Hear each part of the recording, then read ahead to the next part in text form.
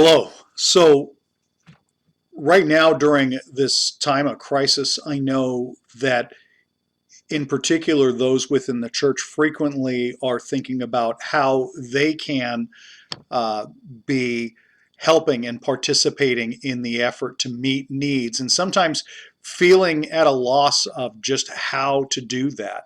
And so, on behalf of Coulee City Press, I want to talk to you about some practical ways right now in the midst of this COVID-19 virus that you can partner with ministries that we partner with here as a church, and how specifically there's about 4 ministries I want to look at that we have ministry partners with that are doing things locally in the United States and globally in meeting needs in the midst of COVID-19.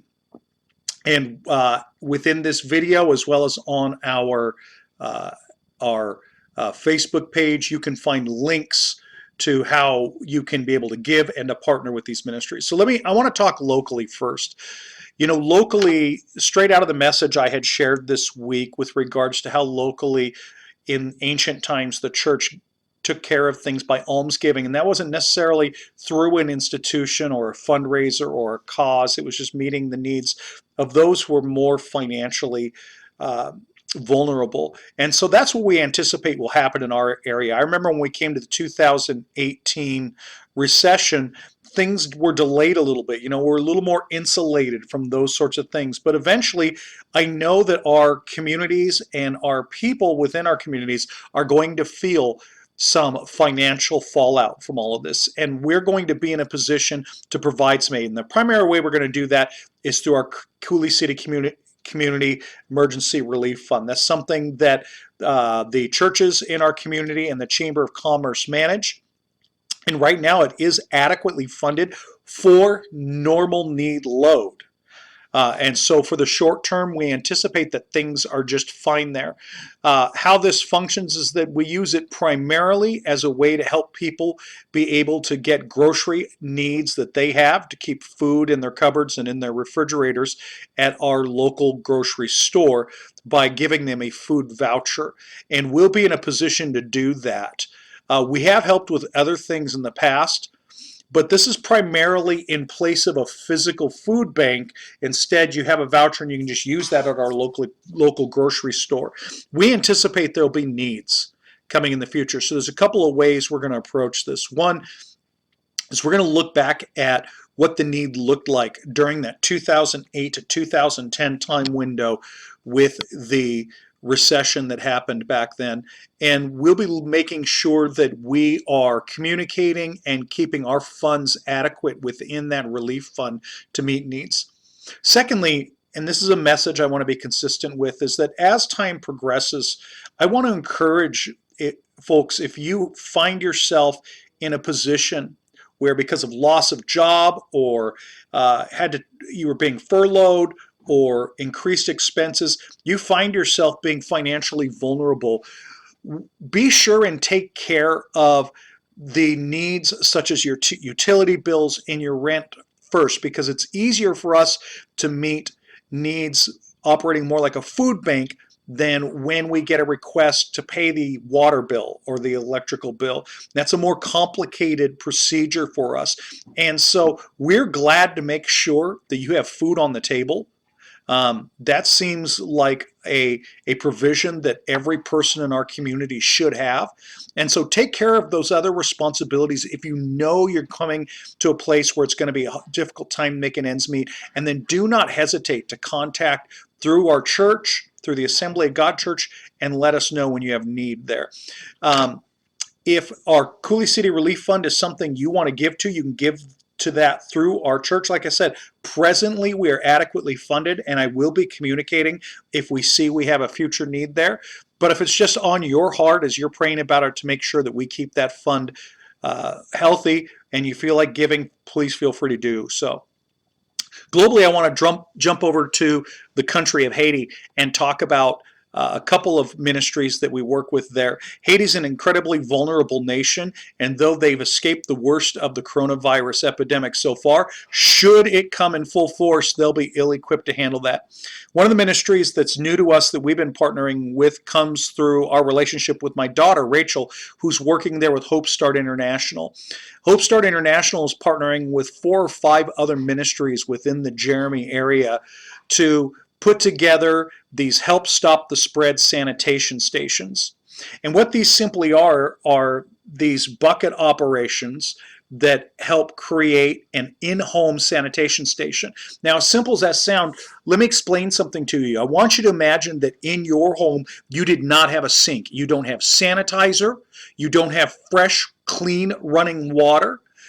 It's not often that you're going to have things like maybe bleach or hand soap. You might have soap that you would use for cleaning your laundry. And so that's not something you have in your home. On top of which, you don't have a refrigerator, you don't have a way to really store food and keep it fresh. And so going to the market every day, or at the most every other day, is not an option when you're talking about how you're going to socially isolate and keep social distancing. You have to go to the marketplace in order to feed your family. This is the reality for the vast majority of Haitians. And additionally, should you get sick, the healthcare is not equipped to really treat the coronavirus or the COVID-19 disease that comes from the coronavirus. So the sanitation stations, what these are is these 5 ministries, Hopestart International, Village Ensemble, Jeremy Christian Mission, Tech for Kids, HSMS Haiti, and at least a couple of those. You may not be familiar with names, but Village Ensemble and Jeremy Christian Mission. We have some good friends, Mark Donald and Krista, that work with those. Rachel working with Hopestart International. These ministries have come together to do these sanitation stations for $29. A family can get a sanitation station, and includes essential elements for stopping the COVID-19. It's a covered bucket with a spout, a 3-month supply of Actimed antibacterial soap, a 3-month supply of Clorox beads, 2 washable handmade masks. It pays for the labor that they are being able to pay and keep some people employed right now for making the masks and the stations, a printed hand washing guide, and delivery of these sanitation stations to the homes. And so they're building these throughout in various areas throughout Jeremy through these 5 ministries. And they put out a challenge to do 5,000 of these buckets. So if you want to be part of the Stop the Spread campaign, we'll have the link in here. Haiti Bible Mission is a mission we have partnered with for more than 6 years now. They do wonderful work there in Haiti. And they are doing primarily 2 things in this age of coronavirus. I had a great conversation with their executive director, Mark Stockland, the other day. And the 2 things they're doing, first, they're doing food distribution in their partnership that they have with Feed My Starving Children. They've been able to deliver manna packs, and they have a great plan for doing it because they have to practice social distancing as well. So they've had to change how they do social distancing. For example, when they headed out into the countryside to a community that we've partnered with, Tewouge, in a place where they have children that are sponsored in a school that they built there, they set up a schedule so that there were no more than 20 kids arriving at a time. They made sure those kids were distanced by 6 feet apart when they came to get their manna packs for their families. And they took the opportunity as they were distributing these manna packs to make sure that families were informed, because you think the misinformation is bad here. Imagine a place where once you get out into the countryside, information simply isn't available very well. So they make sure that these kids and their families are informed about coronavirus, where it comes from, what it does, and how to prevent it. Similarly, in town, they've been delivering house to house instead of gathering large groups of people together. And so they've had to completely reconfigure their food distribution. It's much more labor intensive. They've got a large staff, largely almost all Haitian staff, who are uncertain about their jobs and their future, that are working extra to make this happen. So we can meet every people. we give food house to house. Thank you, FMSC. Additionally, discipleship is a huge part of Haiti Bible Missions work, and so they're reaching all throughout the city of Jeremy and the other and surrounding areas. And so they have restructured their discipleship into small group meetings where they can adequately practice the social distancing, and they are making sure that they are discipling people and continuing that work there. Finally, I want to talk about a fourth partner that we have in ministry, and that's World Vision. We've partnered with World Vision for years now. They work both within the United States and abroad.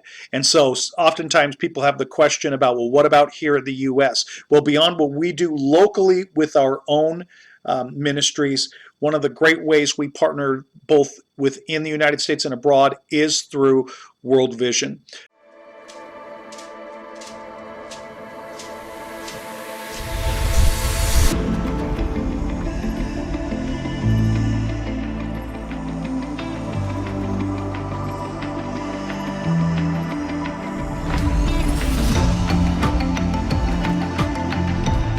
World Vision is an agency. We serve everyone. We're here in the middle of all these problems and needs. Coronavirus cases continue to rise. Critical protective gear is running low.